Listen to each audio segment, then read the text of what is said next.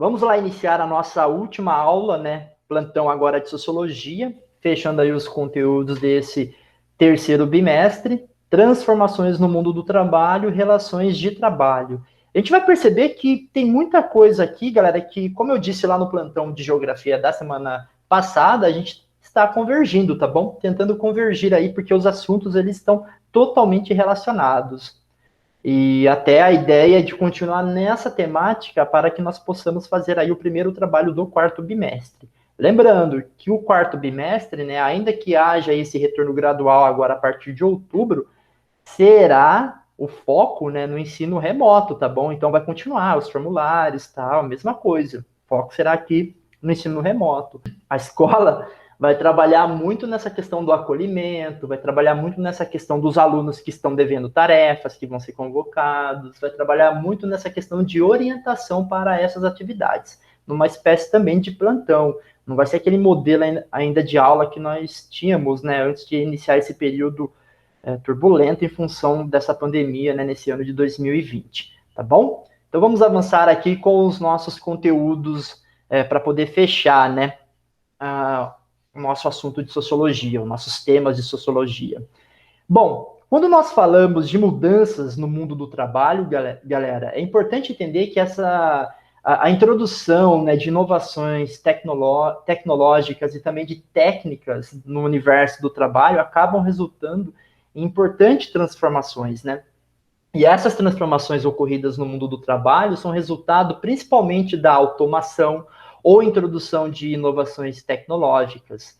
Essas máquinas modernas que revolucionaram os modos de se comunicar, se relacionar e trabalhar, por um lado, facilitaram a vida de pessoas e, por outro, quando aplicadas ao processo de trabalho, implicaram a utilização cada vez menor de mão de obra para obter cada vez mais bens e serviços. Hoje, é possível produzir mais riqueza com um número menor de trabalhadores.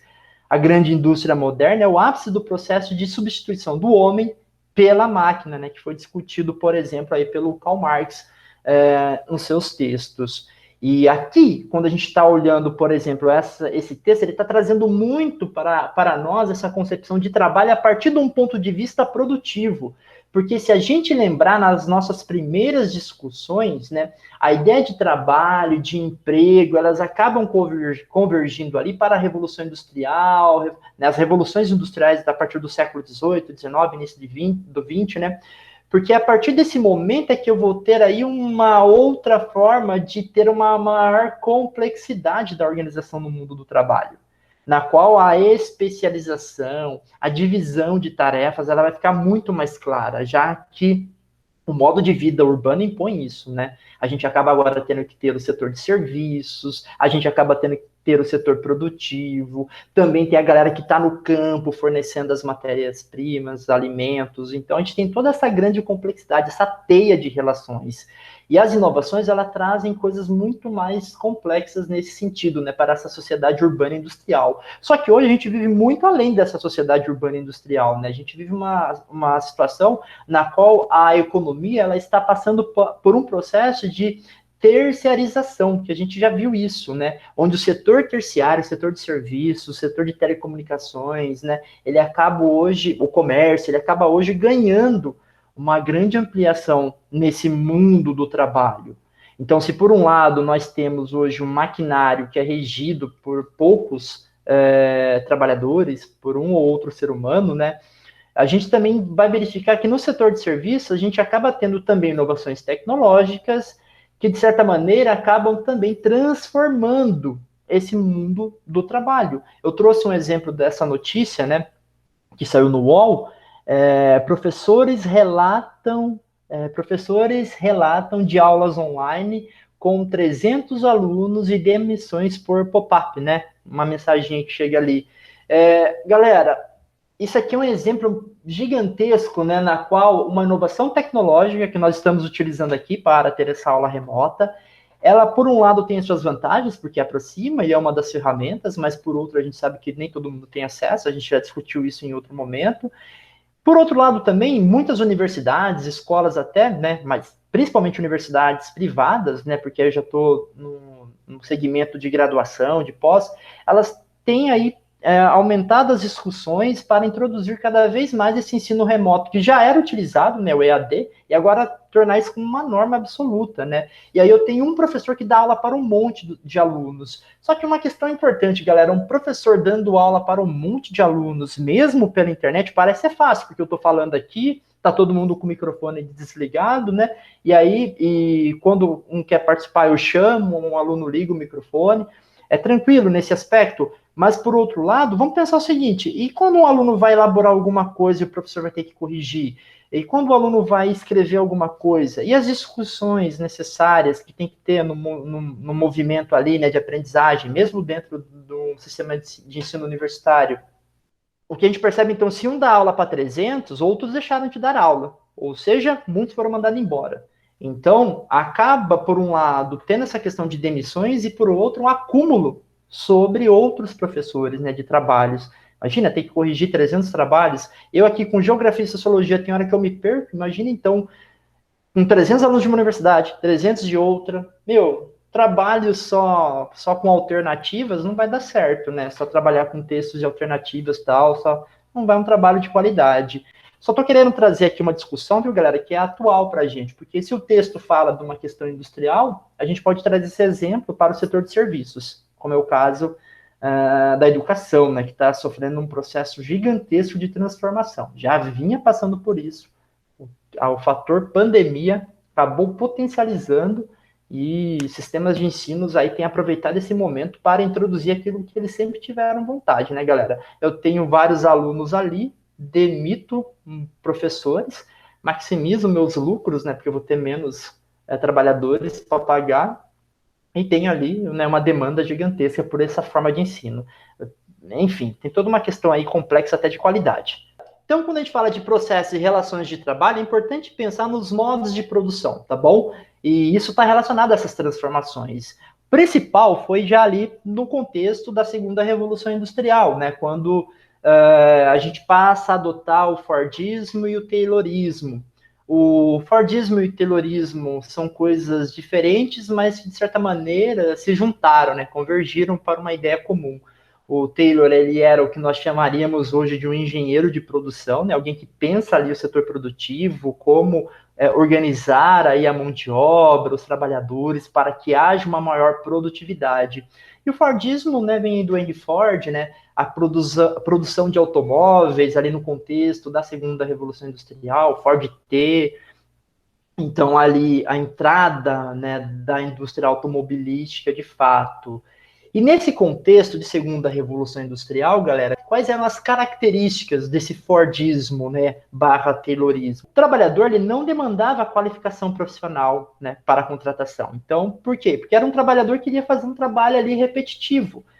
Era um trabalho, né, que iria ser fragmentado, onde cada um, né, onde cada trabalhador tinha uma única função específica. Aí a gente retoma novamente o filme lá do Charles Chaplin, né, Tempos Modernos, de 1936, na qual, para ficar fazendo uma única tarefa de forma repetitiva, não precisa de muita qualificação, tá bom? Então era justamente esse aspecto aí desse modo de produção. O operário modelo era aquele que obedecia às diretrizes dos superiores, se preocupando apenas com as tarefas imediatas ali para ele. Tanto é que ele tinha uma responsabilidade ali naquela linha de produção, né? Havia essa linha de produção. Olha os carros aqui numa linha de produção.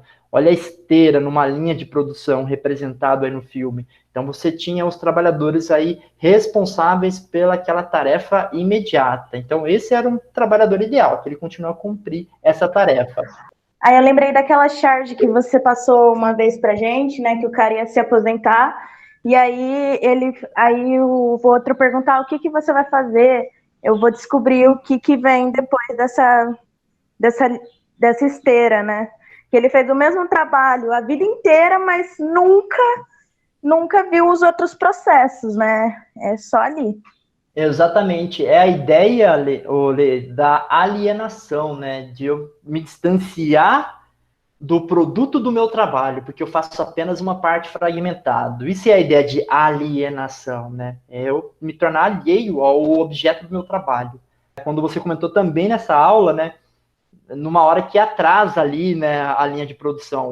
Um para de fazer a tarefa, atrasa toda a linha, né? Então, isso não é um trabalhador, o operário ideal, né? Bom, é interessante a gente analisar, né, que a gente está falando aqui também do início do século XX, a gente está falando de um início aí de um processo industrial mais complexo, né, onde tem uma produção em massa muito maior, a produção de automóveis e outros bens que acabam surgindo a partir desse momento. O regime nesse sentido de trabalho era mais rígido, até o trabalhador, muitas vezes, ele até ficava na empresa durante vários anos, tinha uma vida ali praticamente, né? O Henry Ford tinha uma questão curiosa, porque ele pagava um bom salário, um salário até interessante para o trabalhador, mas é importante destacar que havia exploração nesse período também, né? Mas ele pagava um bom salário, porque a ideia também é de ter um mercado consumidor que possa consumir os produtos que estão sendo aí produzidos, né? Então, não faz sentido ter um trabalhador que ganhe pouco.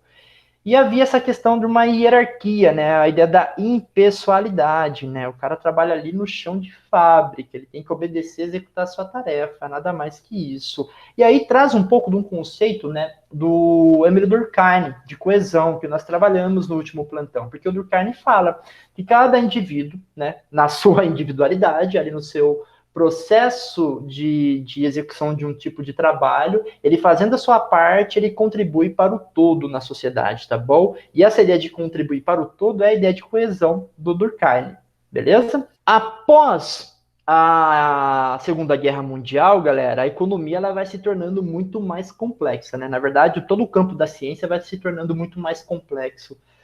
Por quê? Porque, na verdade, a gente vai verificando várias outras inovações, né? Desde uma tecnologia nuclear, mas também em outros campos, né, de geração de energia eólica, energia solar, novas maneiras de produzir, novas técnicas produtivas, né, formas de organização para produzir um determinado item. É nesse contexto, então, que vai surgir no Japão o toyotismo. O Toyoda, posso estar errando o nome dele aqui, tá bom? Mas acho que é Toyoda, acho que é isso mesmo. É um senhor que está aí na foto. Ele estava ali, o Japão se recuperando da Segunda Guerra Mundial, né? E as empresas japonesas aí se fortalecendo. O Toyoda ele vai para os Estados Unidos verificar como é que era essa indústria americana, nessa produção, principalmente esse modelo da Ford, né? Fordismo. Não que seja a única indústria americana, tá, galera? É que como o modelo foi implementado a partir da Ford, isso acaba se tornando uma norma para outras empresas, né? Um modelo que é adotado por outras empresas. Então ele vai para lá, o Toyota, vê esse modelo de produção e fala, nossa, como é que eu pego esse modelo americano e adapto ele à minha realidade, né? A realidade do Japão, que é uma realidade de transformação, de transformação em função da Segunda Guerra Mundial, né? De reconstrução. Não tem acesso muito aos recursos naturais, estão distantes, né? O Japão, do ponto de vista geológico, é um país pobre em recursos naturais.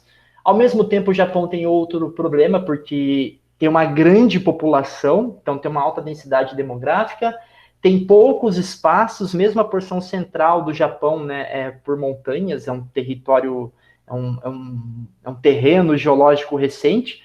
Então, o Japão tem essa questão da ausência de espaço. Então, tem que pensar numa nova produção adequada à realidade do meu país, né? E também pensar em outras técnicas produtivas para que o trabalhador seja de fato mais produtivo.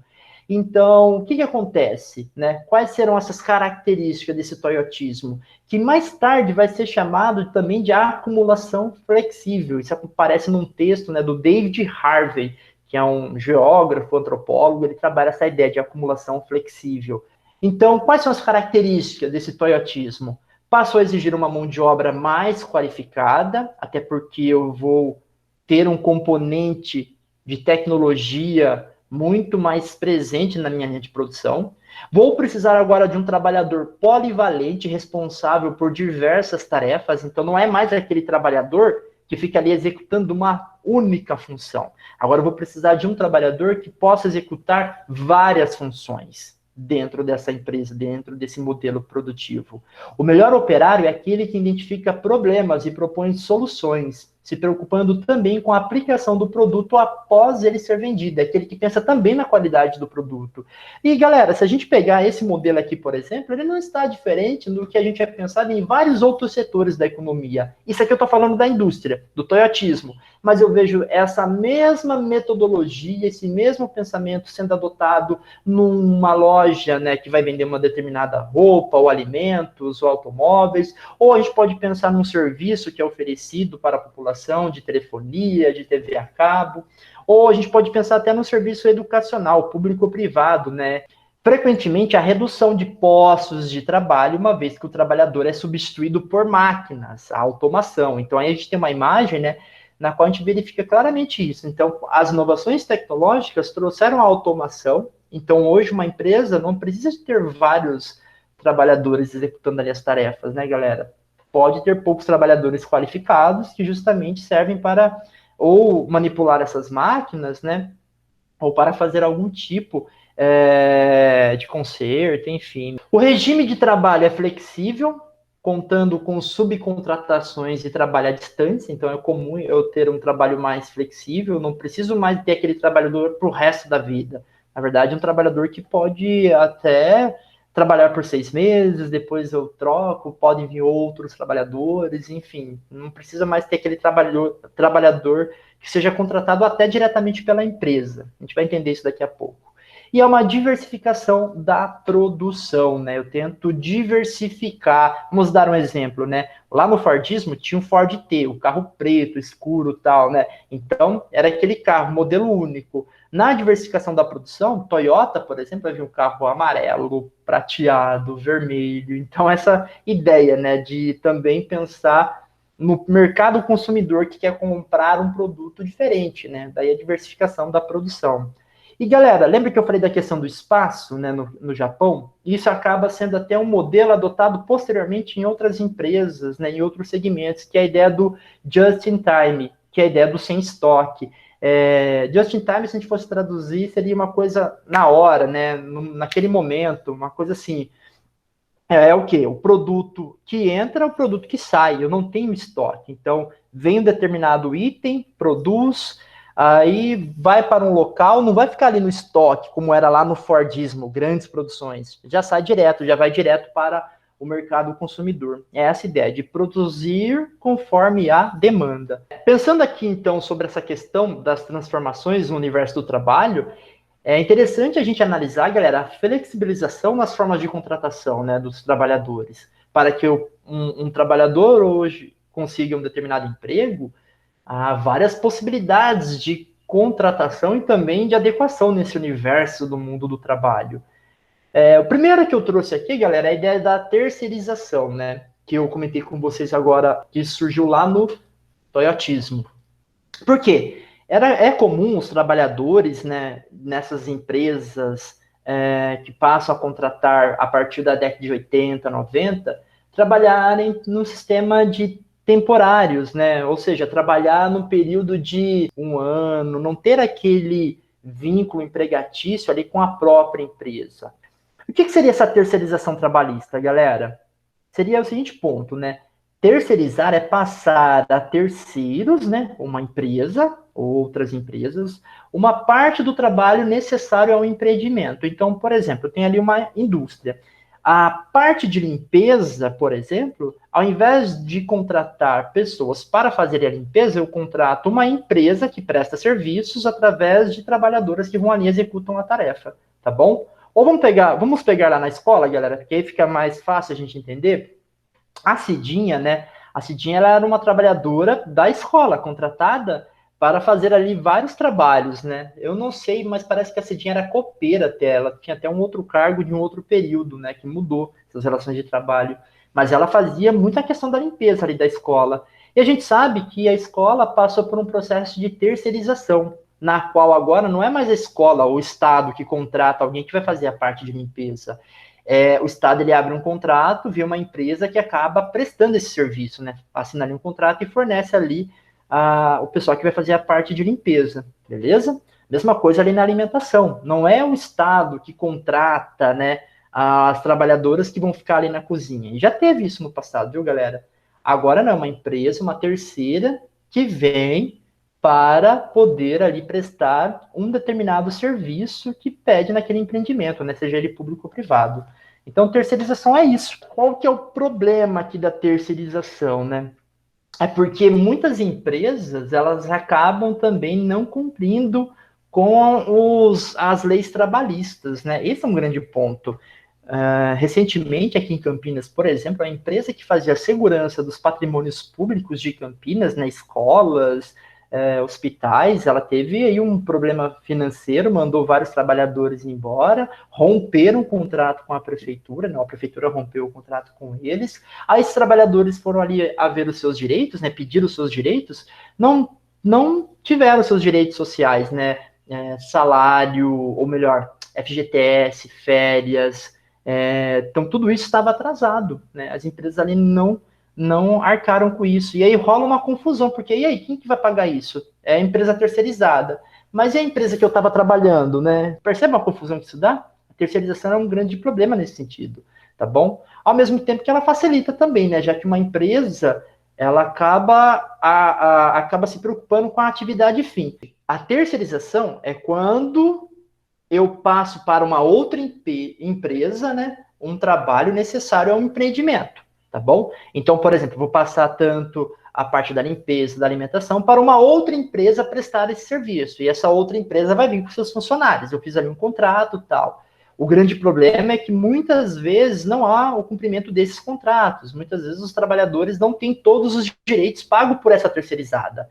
Eu sou um empresário, eu acabo ali contratando uma empresa para não tomar conta de toda a burocracia ali com os vínculos empregatícios dos trabalhadores, já que essa empresa que vai fazer isso, entendeu? É ela que vai fazer isso, entenderam? E eu só me preocupo com a minha atividade fim. Por exemplo, eu estou ali na escola. A limpeza é uma atividade fim da escola? Não é. A alimentação é uma atividade fim da escola? Também não. Qual que é a atividade fim da escola, galera? Ensinar. Ensinar. É a educação. Até 2017, não poderiam terceirizar isso, porque é atividade fim, entenderam? Não deveriam terceirizar isso. Mas a partir de 2017 já se pode fazer isso. Beleza? Então, terceirização tem esse lado que, por um lado, facilita para o empregador, mas, por outro, também pode gerar vários problemas para o trabalhador, já que ele vai trabalhar para uma outra empresa que muitas vezes ali pode não pagar todos os seus direitos, né? E sem falar que eles ganham muito menos, né? Pagam muito menos. Essa charge aí até traz uma crítica, né? Pague um, leve três, né? Justamente essa ideia, porque é um salário muito abaixo quando comparado aí ao trabalhador da própria empresa de fato. Só um cuidado aqui, galera, que é importante, é não confundir com aquilo que a gente viu lá em geografia, né? É o que a gente viu em geografia semana passada, o setor terciário. Terceirização é uma coisa, setor terciário é outra, tá bom? Lembrar, setor terciário, galera, eu tenho o setor primário, a agricultura, né, o agropecuário, extrativismo, vegetal e mineral. Depois eu tenho o setor secundário, produção industrial, construção civil, tá bom? Setor secundário, produção de energia, tudo isso é o setor secundário. E depois eu tenho o setor terciário, que é serviços, né, educação, comércio, saúde, enfim, tudo isso é o setor terciário. Então, não confundam terceirização com setor terciário. E outra coisa, também a ideia de terceiro setor. O que é o terceiro setor, galera?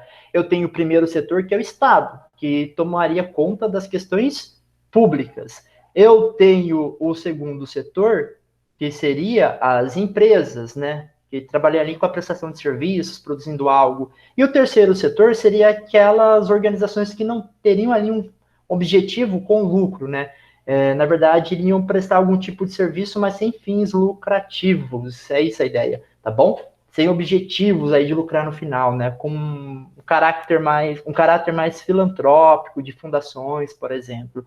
E um exemplo seria as ONGs, as cooperativas seriam o terceiro setor. Beleza? Então não confundir isso. É terceirização trabalhista que a gente está falando aqui.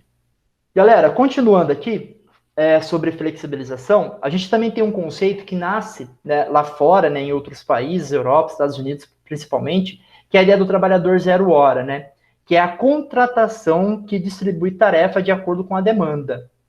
O que seria isso? O trabalhador vai trabalhar quando tem trabalho. Se não tem trabalho, ele não precisa estar ali na empresa. Então, eu acabo pagando para esse trabalhador apenas o momento que ele trabalha. Entenderam? Seria essa a ideia. O trabalhador ele fica ali meio que à disposição, né? Como eu coloquei nessa crítica, né? Nessa imagem. Então, é um lado bem complexo, na verdade. E esse tipo de contratação, ele foi regulamentado, né? E é chamado na nossa atual legislação trabalhista de trabalho intermitente. Né, que é o trabalhador que vai em determinados períodos, que está dentro aí da nossa lei 13.467, né, também chamado de reforma trabalhista, que o Temer aprovou, né, junto com o Congresso, e essa reforma trabalhista acabou regulamentando esse trabalho intermitente. Lado positivo, para o trabalhador é que ele pode prestar serviços para várias empresas, e para o empregador é que ele pode contar com o trabalhador naquele momento ali que tem mais movimento, tal, né? Pensa num restaurante, né? Quando é o período de mais movimento? No final de semana. Então, o trabalhador intermitente ele vai trabalhar ali no sábado, ou na sexta-feira, no sábado, domingo, e nos outros dias ele pode trabalhar em outro local. Entenderam? É mais ou menos essa ideia. O home office também hoje ele entra como uma forma de flexibilização, né? Pensando aí nas relações de trabalho. Por um lado, dá autonomia para o trabalhador, né? Eu estou aqui falando com vocês, eu estou aqui descalço, por exemplo, então nesse sentido de dar uma autonomia. E para o empregador, galera, ele economiza, né, o dono da empresa, todo o gasto com infraestrutura, luz, água, ar-condicionado, a internet, tudo isso é economizado ali pelo dono da empresa, isso passa a ser gasto do trabalhador estando na casa dele, né? O consumo de energia na casa do trabalhador aumenta. Aí é interessante sempre prestar atenção nesse trabalho, né? Nessa forma, né, de trabalho no home office, se o salário está adequado, né? Opa, estou em casa, beleza, né? Ganhei mais autonomia, vou ser mais produtivo, tem que fazer ali em determinado horário. Só que o meu gasto, né? Ele está sendo aí compensado no meu salário? Esse é um ponto aí de se pensar e também de se analisar, beleza? E aí nós chegamos aqui nessa flexibilização nas formas de contratação que é mais famosa nos dias de hoje, que é a chamada uberização das relações de trabalho. O que seria a uberização, galera? Seria nada mais, nada menos do que as subcontratações ou a ideia de trabalho parceiro, né, entre aspas, e são empregos por aplicativo que acabam se difundindo por meio de um discurso até eufêmico, né, de empreendedorismo, né, agora eu vou fazer meu horário, eu vou fazer meu lucro ali e tal, enfim. E autonomia, e o cenário de desemprego e da precarização trabalhistas com baixíssimos ganhos e ausência de direitos, né, direitos trabalhistas. Mas a ideia da uberização das relações de trabalhista mostra essa coisa de você prestar um serviço para uma empresa que está distante, né? Então tem um distanciamento entre a empresa e o trabalhador. E muitas vezes eles falam, ó, vocês não têm um vínculo, né? Porque você baixou o aplicativo, você resolveu prestar um determinado serviço, então a empresa não tem obrigação nenhuma. Isso é um grande ponto aqui que acaba sendo importante para a gente analisar e discutir, né? Porque no mundo todo estão colocando essa questão. Qual é a responsabilidade das empresas, né? Por aplicativo, a gente pode pensar em várias, né? Uber Eats, né? iFood, enfim, várias empresas. Quais são os papéis delas, né? Enquanto empresas que empregam e não cumprem com uma legislação trabalhista, ou não são obrigadas por lei a cumprir com uma legislação trabalhista. Ao mesmo tempo que o trabalhador ele tem um tipo de relação que é típico de uma forma de relação de trabalho comum, só que ele não tem os mesmos direitos. É uma discussão que está aí na ordem do dia. Em vários países já estão discutindo isso, né? Na Espanha, por exemplo, trabalha para o Uber, trabalha para o iFood, então tem relação trabalhista, tem que cobrar os direitos. No Brasil, vários trabalhadores já fizeram aí, ou já levaram para a justiça trabalhista, né, cobrando esses vínculos empregatícios, que em tese não existem, né, já que é uma prestação de serviços. E aí a gente teve aquela greve no dia 1º de junho, foi isso, né, o break dos APs, né, na qual eles foram ali, fizeram uma greve, uma manifestação, os entregadores de aplicativos, cobrando melhores condições de trabalho e também a ideia de terem direitos, sobretudo no período de pandemia, na qual eles estavam aí até se arriscando, né, trabalhando e não tinham nenhum tipo de salvaguarda por parte aí dessas empresas que contratavam esse serviço. Se a gente analisar, esse trabalhador, ele aluga a bicicleta para trabalhar, ele pode alugar a bicicleta para trabalhar, ele não é empregado da empresa de entrega, né, do iFood, por exemplo, ele não é empregado de quem encomenda, então se eu encomendar alguma coisa, o cara não é meu empregado, ele não é empregado do restaurante, né, que fornece o alimento ali, ou vende o produto, ele não tem férias, ele não tem folga no final de semana, ele não tem plano de saúde, ele não vai se aposentar, se ele ficar doente, ele vai ficar aí desassistido pelo Estado, enfim, tem vários problemas por trás dessa forma de contratação, ou de não contratação, né, de uma ideia de parceria, né, de subcontratação desses trabalhadores por aplicativo. É uma questão... Professor, Oi. tem até uma coisa que eu acho interessante, é que quando você pede, por exemplo, um iFood, né, o cara ele chega, né, com o seu pedido lá na sua casa, e aí quando você fecha o aplicativo, avalia o cara, e aí pede para dar uma esmola pro cara. Então, tipo assim, o cara já não ganha bem, entendeu? Aí, nossa, é um negócio muito complicado. Tem a ver, não tem? Sim, porque assim, a empresa ela acaba fazendo uma campanha para mostrar que ela é boazinha, que ela é legal, né? Faz uma campanha para incentivar as pessoas, né? As pessoas que realizam as encomendas e tal, a darem a gorjeta, né? Para o trabalhador. Só que elas não assumem a responsabilidade, né? De dar ali os direitos. Então, olha, a gente está fazendo essa campanha para que o trabalhador ganhe uma renda ali maior, né, em função das gorjetas. Tá, mas e os direitos? Se esse cara ficar doente, gorjeta nenhuma vai resolver isso. Então a empresa incentiva ali a dar gorjeta, enfim, bacana, é legal, mas não vai resolver. Não vai resolver, porque de fato o que o trabalhador precisa é de ter toda uma condição de direitos, né? E a gente caminha por um período hoje, galera, né? E a gente está aqui na escola, e é importante pensar sobre isso, porque vocês estão na segunda série. Pensar no universo do trabalho, a gente tem que compreender também quais são as precarizações desse universo do trabalho. E a uberização do trabalho é isso, né? A uberização do trabalho mostra uma condição de trabalho totalmente precarizado. Tudo bem, é uma forma de ganhar renda, é uma maneira honesta de ganhar renda, é importante e tal, mas as empresas que estão né, fazendo aí essas parcerias, entre aspas, né, essas subcontratações, galera, são empresas milionárias, né? Ganham muito dinheiro. Não estão fazendo uma coisa porque são boazinhas, tá? Olha, o cara tá trabalhando, pelo menos ele não tá roubando, tá? De fato, verdade, né? Legal. Só que essas empresas, elas são milionárias, né? Elas trabalham, elas fornecem o que? Um aplicativo pelo celular. Ela não tem o gasto com a bike, ela não tem o gasto com a bag, ela não tem o gasto com os direitos de férias do trabalhador.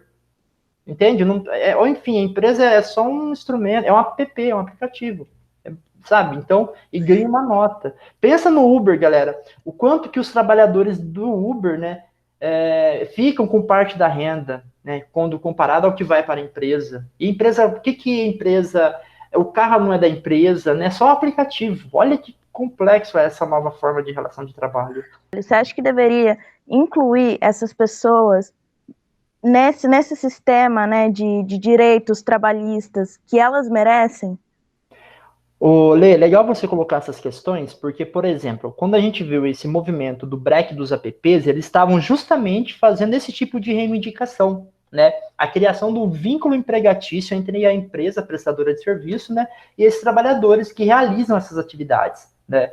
E aí a gente, ao mesmo tempo, essas empresas falam, ah, a pessoa baixou o programa ali, ou melhor, baixou o aplicativo, são empreendedoras, balela, né? Um papo eufêmico aí, na verdade, né? Ah, eles têm maior autonomia, um jovem que trabalha na periferia de São Paulo, ou melhor, um jovem que mora na periferia de São Paulo. Muitos deles pedalam até o centro com uma bicicleta e tal, e ficam ali no sábado, no domingo, dormem em péssimas condições, não tem locais adequados para fazer a sua alimentação, como essa foto está mostrando aí no slide. E e ficam ali justamente para não voltar, né, para casa, tal, porque o percurso é longo, e ficam ali no final de semana, e porque o momento que eles ganham mais dinheiro é justamente ali, noite, né, enfim, às vezes nem compensa voltar. Então tem uma condição totalmente precária. Parece até que a gente, de certa maneira, volta em um outro ponto, né, para o século XVIII e XIX, né, numa exploração gigantesca, porque o cara, para poder fazer valer a pena, sendo motorista de Uber, como entregador por aplicativo, ele tem que trabalhar muito, poder acumular uma pontuação para ganhar determinada renda, até uma disputa, na verdade, né, uma ideia de gamificar essa nova relação de trabalho. Tem um documentário que eu não vou lembrar o nome, mas eu vou colocar na videoaula aqui para vocês, né? Vou colocar, tá bom? E ele fala um pouco sobre isso. E a professora Adriana já trabalhou esse documentário. A gente vai tentar trabalhar ele também como um complemento aí nas próximas aulas. Vou ver se ele está disponível em algum site.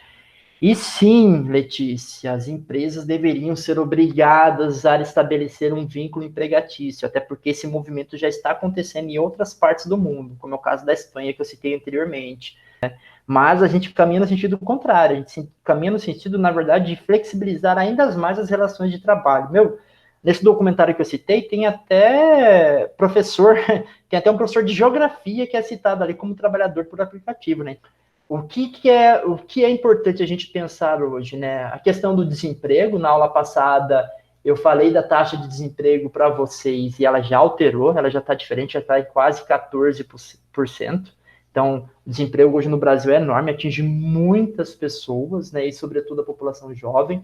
A questão desse desemprego estrutural, que é gerado por essas inovações tecnológicas e também o conjuntural, em função dessas crises econômicas, e o cenário que se mostra aí na próxima década é de total incerteza, né, do ponto de vista econômico. Quais são os impactos dessas questões econômicas para o mercado de trabalho?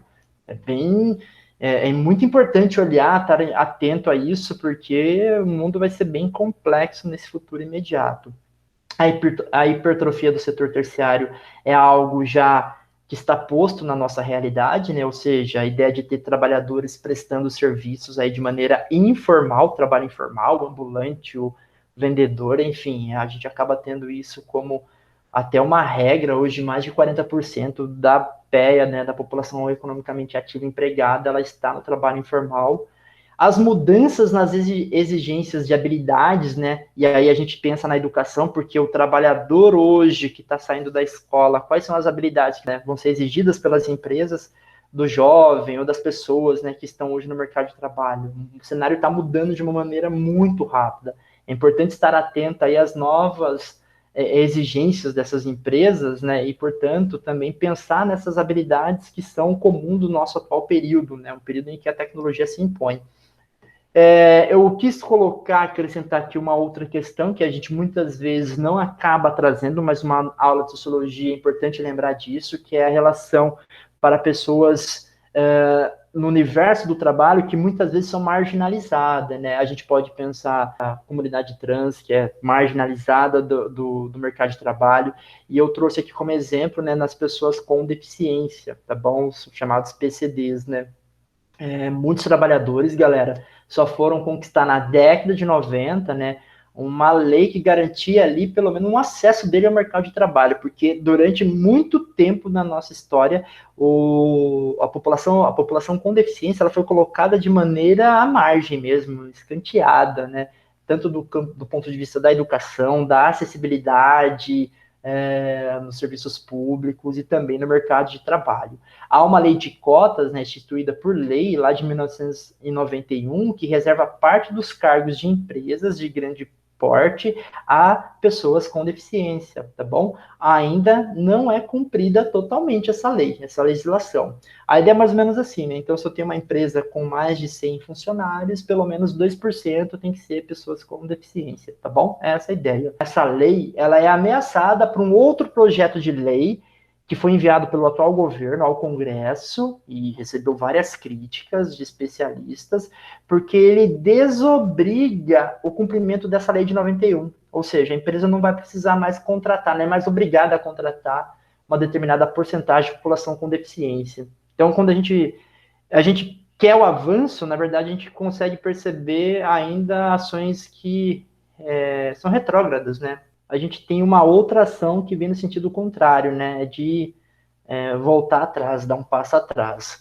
Galera, e falando sobre essa questão de relações de trabalho, não, além dessas questões, né, de flexibilização, de subcontratações que há, né, de terceirização, há também a questão do trabalho análogo à escravidão, que é muito comum em vários países, mas é uma realidade que infelizmente se impõe muito no Brasil hoje, né?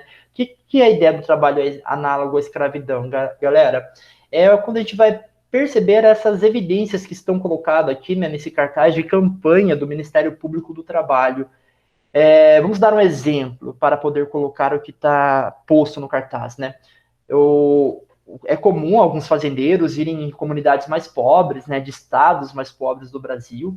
Um exemplo, eu vou lá para o Maranhão e vou ali, contrato pessoas para poder vir trabalhar em alguma fazenda em outro estado do Brasil, né? Ou mesmo em uma obra de infraestrutura no estado mais rico, como São Paulo. Então vou lá e trago esse trabalhador. Ao trazer esse trabalhador, ele já está me devendo um dinheiro, né? Porque eu estou trazendo ele, né? Eu estou arcando com os custos do transporte dele. E vou dar a moradia, e vou dar a primeira alimentação. Nesse sentido, galera, esse abre aspas, empregador, ele está criando ali no trabalhador uma servidão por dívida, porque o trabalhador já adquiriu uma dívida com o seu empregador, né? Entenderam? E aí esse trabalhador ele vai ter jornada exaustas, as condições de trabalho degradantes, né, de trabalho e de moradia. É comum em fazendas, em obras de infraestrutura, ou mesmo em empresas de costuras em São Paulo, né? A gente tem ali trabalhadores que dormem em quartinhos, que dormem em quartos, né, apertados, que sem nenhuma condição e até com risco, né, em função assim de falta de infraestrutura. A gente tem não só de brasileiros, né, de regiões mais pobres do nosso país, mas também de, exemplo, bolivianos que vêm e são empregados, né, nessa forma, né, de um trabalho análogo à escravidão. O Repórter Brasil, né, que é um site do Leonardo Sakamoto, faz importantes matérias sobre esse assunto, sobre o trabalho análogo à escravidão no Brasil. Acho que vale a pena vocês acompanharem. Eu vou deixar o link aqui na apresentação para que vocês olhem. É um tema bastante atual, viu, galera? Durante a Copa do Mundo, era comum nessas obras de infraestrutura, corredores de ônibus, estádios, a gente verificar um trabalho análogo à escravidão. No próprio aeroporto aqui de Viracopos, né, que está nesse contexto, foi encontrado ali um trabalho análogo à escravidão, né? Servidão por dívida, enfim, todas essas características que a gente acaba verificando aí nessa condição de trabalho. Assim fechamos, na verdade, os nossos conteúdos do terceiro bimestre de sociologia. Percebam que teve aí um encontro com geografia, né? E isso faz com que a disciplina ou os conteúdos aprendidos nas duas disciplinas, né, conteúdos e habilidades, não fiquem tão difíceis e também fica mais fácil de aplicá-las, né, e relacioná-las com a nossa atual situação, com a nossa atual realidade.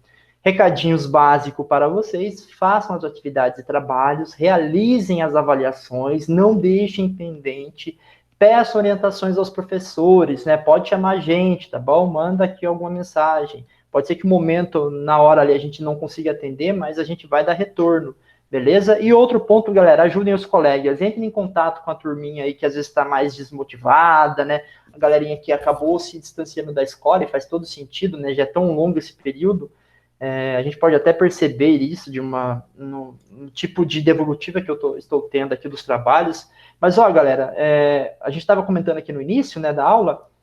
Dá muito trampo, às vezes, montar um material, um roteiro de estudo, montar uma aula, montar um formulário, aí depois montar uma aula, né, dar essa aula, aí querer editar essa aula, tudo isso dá um trampo danado. E a gente acaba querendo ter um resultado. A nossa ideia aqui, né, é que chegue para todos os alunos. Claro, por vários fatores não vai chegar a todos os alunos. Por vários fatores, né, não vai chegar a todos os alunos. Ainda assim, a gente se esforça nesse sentido, de tentar amenizar os impactos desse ano tão turbulento, desse ano tão, né, essa verdadeira tempestade que está sendo 2020. E todo esse esforço só vai valer a pena, né, tendo aí o engajamento de vocês, tá bom? Realizando, fazendo e dando uma força para os colegas. Meu povo, é isso. Acabamos por hoje.